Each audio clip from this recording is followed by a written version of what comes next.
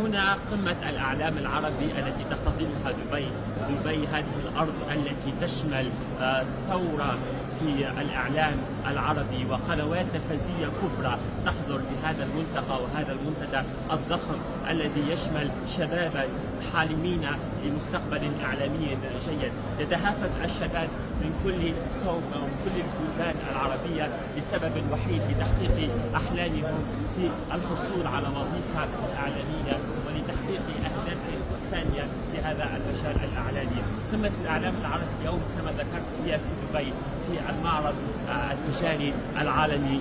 هنا تحضر العديد من الوسائل الإعلامية والإعلاميين حتى يتناقشون في سبيل التعاون، وهناك ملتقيات ونقاشات ودورات تكوينية وتدريبية في صناعة المحتوى وفي الإعلام البديل على منصات التواصل الاجتماعي.